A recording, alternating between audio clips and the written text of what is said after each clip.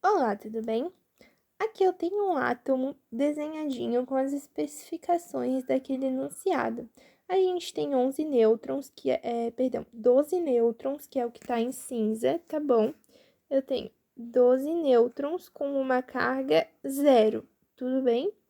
Eu tenho 11 prótons, que é o que está em rosinha, 11 prótons com uma carga mais um.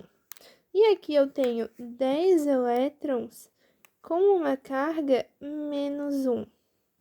Uma confusão muito comum de acontecer é acreditar que a carga elétrica de um corpo é definida por esse número de elétrons que ela possui, mas na verdade não é bem assim, tá bom?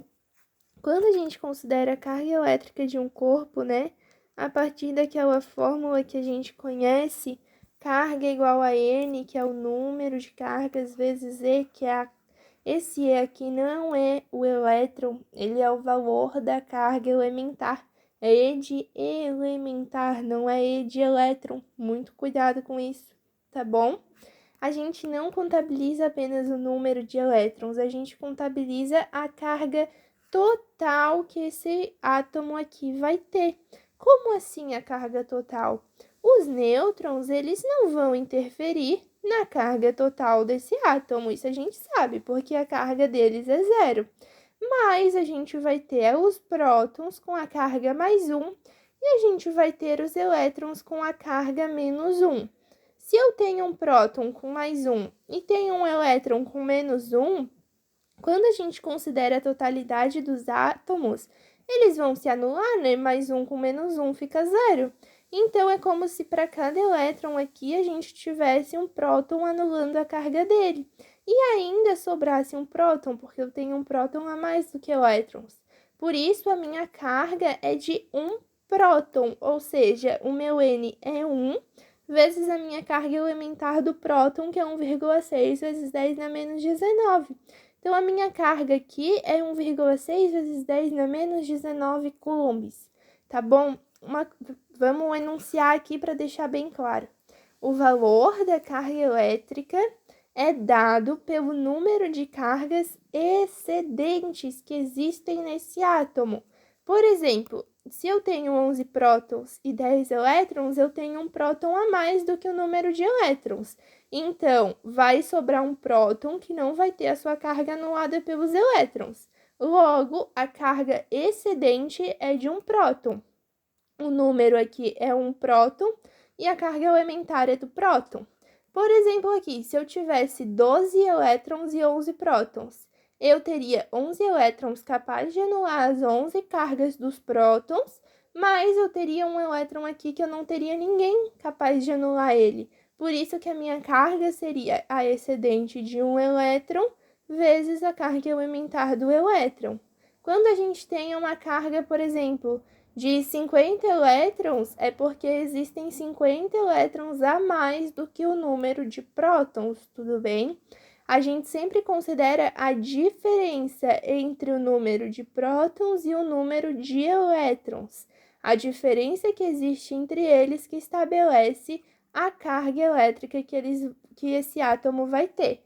Porque pense comigo, se eu tenho o mesmo número de prótons e o mesmo número de elétrons, se eu tivesse 10 prótons e 10 elétrons, eu teria uma equivalência, eu teria a possibilidade de cada próton com a carga mais anular um elétron com a carga menos, e assim não haveria nenhuma carga excedente.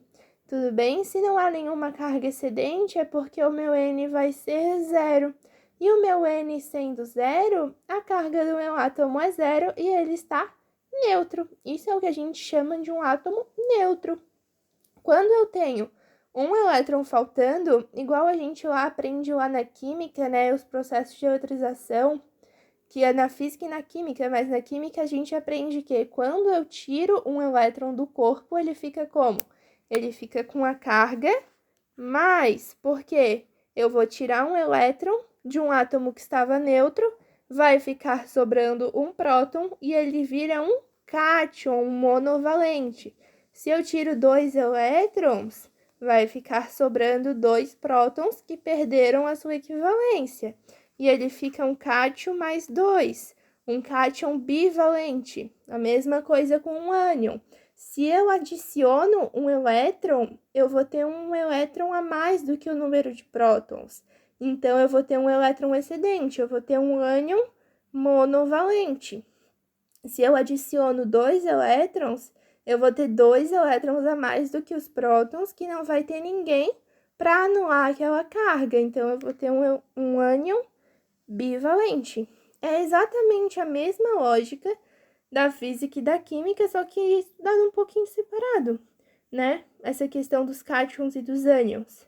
Mas você sempre tem que lembrar não do número de elétrons. O que define essa carga aqui não é o número de elétrons, é o número de cargas excedentes, é o quanto existe a mais de um que não existe a capacidade de anular com o outro, tá bom? O próton tu nem liga, não faz nenhuma diferença na tua vida. Mas liga para essa questão aqui de prótons e elétrons, qual é a relação de compensação entre eles, se existe o mesmo número, se existe um a mais, se existe um a menos. E é essa a diferença que você vai aplicar aqui com a carga elementar de cada um deles para descobrir a carga total do átomo, tá legal?